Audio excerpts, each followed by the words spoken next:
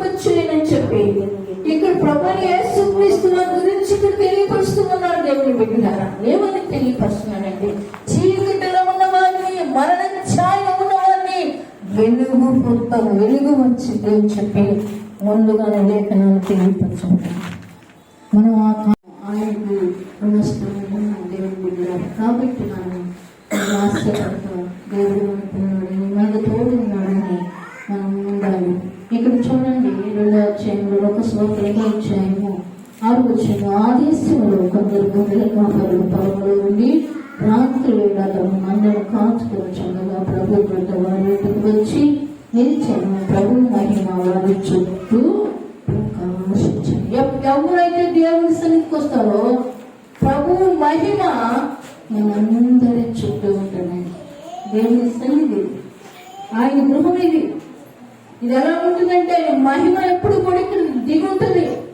ఆ మహిమను మనం పొందుకోవడానికి రావాలని, మందిర మహిమ మన గృహాల మీదకి రావాలని మీరందరూ కోరుకోండి. దేవుడు మీ గృహాన్ని, మిమ్మల్ని, ప్రతి వారిని కూడా దేవుడు దీవించి ఆశ్రయించిన గాక.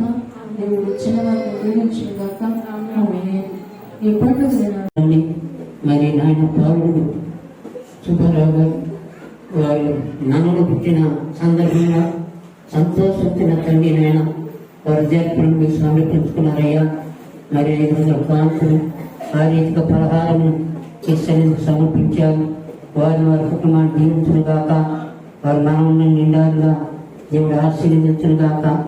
దేవుడు ప్రేమించిన ఆయన మీరు అభివృద్ధి ప్రేమించి వారి కుటుంబాన్ని దీవించాలని మనం చేసుకుంటున్నాం. ఆ రీతిగా తండ్రి నిన్న తండ్రి పెద్దపాటి నాగేశ్వరరావు మరి పూర్ణ కుమారుడు నాయన ఈ సన్నిధికి సమర్పించుకున్నాడయ్యా. ఆ రీతిగా ఆయన అందరి నోటిఫికేషన్లు కూడా సమర్పించుకున్నాడు. నా తండ్రి వారిని వారి కుటుంబాన్ని నాయన మీరు దీవించి ఆశీర్వదించాలని నీకు మనం చేసుకుంటున్నాం ప్రభా. ఆ రీతిగా ప్రవాహం తెచ్చిన బిడ్డలు మరి గట్టిగలడు ఈ సన్నిధికి సమర్పించిన బిడ్డలు అలాగే అభివృద్ధి తప్పించును. రాజ్యము, శక్తి, మహిమ, బలము నిరంతరం నీవున్నావు తండ్రి. ఆమేన్. నా తండ్రి ప్రేమ ప్రవేశించిన కృప పరిశుద్ధాత్మ సహవాసం చదివి ప్రభా ఎప్పుడు ఎప్పుడు సదాకాలం కొలిచి పెడుతూ సంఘముకు, గ్రామముకు